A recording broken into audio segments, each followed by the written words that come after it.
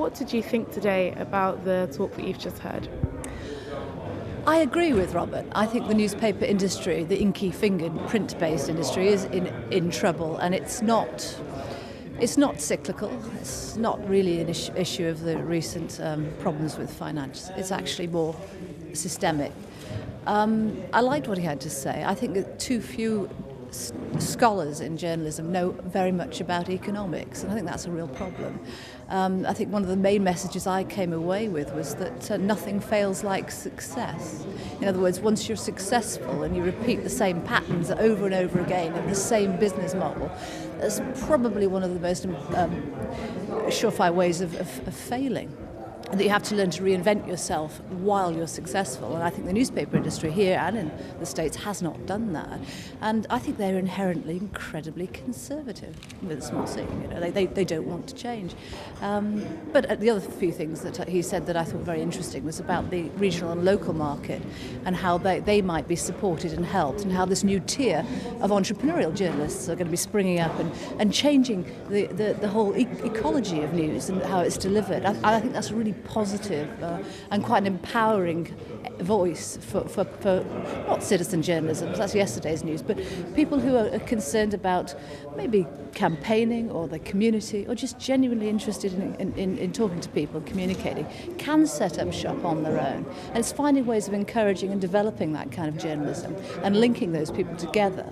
I think that's our challenge for the next few years, and that's something that I'm really interested in researching.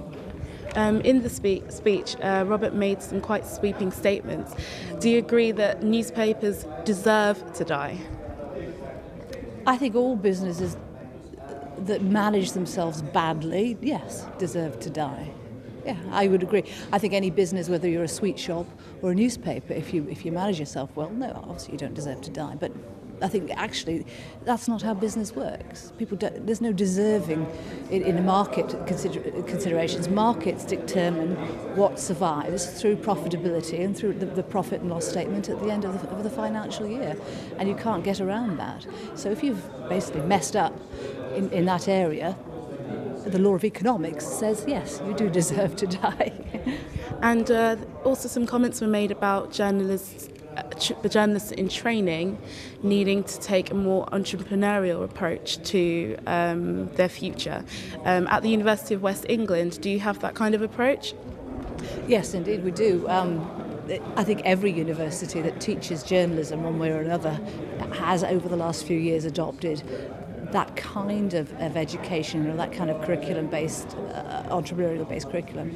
It's difficult to change attitudes amongst the students too, though. Some of them are excited about going into business for themselves and recognise how important it is to be able to learn the skills, a broad range of skills, to be able to develop their own businesses.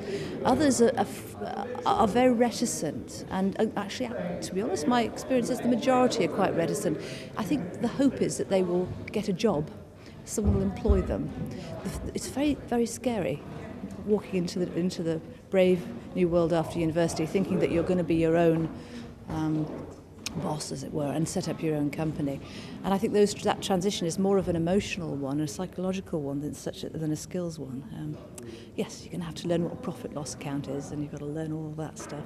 How to do your year-end and how to pay national insurance and tax. Yeah, those skills are absolutely essential.